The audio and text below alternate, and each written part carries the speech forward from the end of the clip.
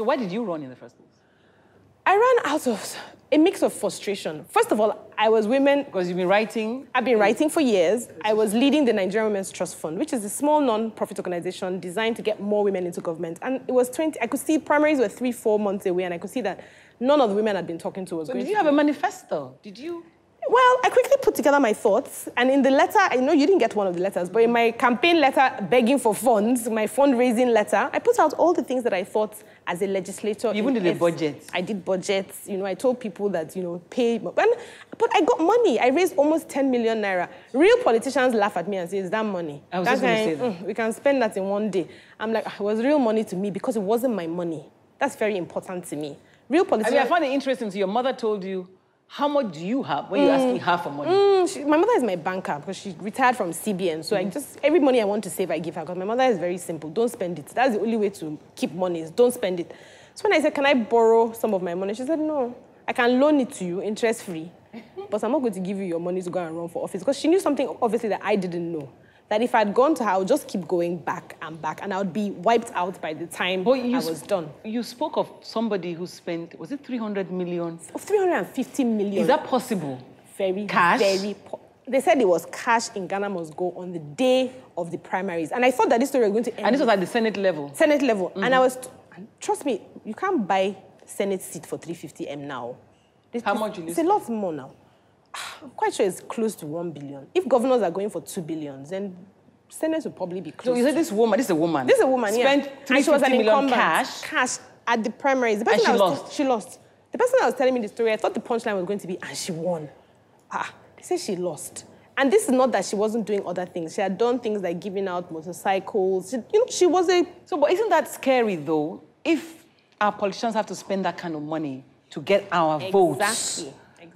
Aren't you afraid that people are going to come and arrest you, all the names you have in this book? I'm surprised nobody has come to... Nobody. Well, they say if you want to hide anything from black people, put it in a book. Maybe they should say if you want to hide anything from Nigerian politicians, put it in a book. The book is in plain sight. I'm not worried. This is the truth. This is the story that happened to me.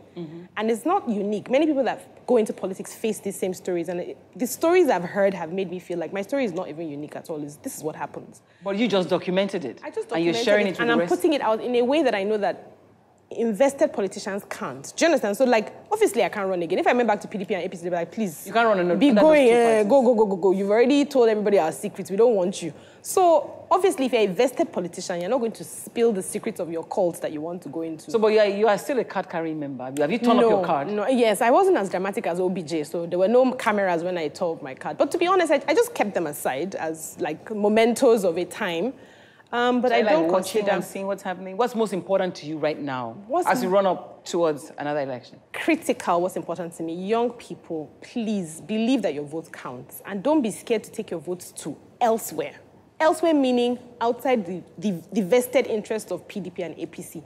If we keep saying, I won't vote for them because they will not win, yeah, that doesn't make any sense. They won't win without your votes. And let's assess the candidates on their experience and on their values, on who they are. Empathy. Yeah, I talk about empathy, I talk about vision, I talk about network. You know a person that likes people. I'm not trying to make this personal, but the person that leads this country right now, is there anything about how he says, how he talks to us, that makes you think this person cares about me? So if you feel, you vote for him or vote for whoever? Yeah, if you do. But be logical. Try and have a bit of logic in your assessment. Say, what are the 3 things I want from a president today?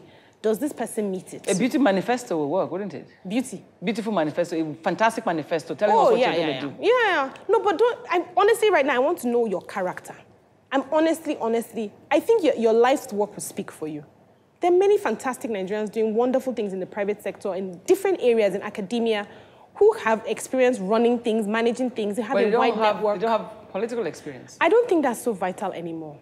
I mean, one of the things that they used against Obama over and over again, even though he had won a few elections, was like, he has no experience. He did okay. For me, what is key is where your heart is, your values, how strong they are, because that's what will guide you.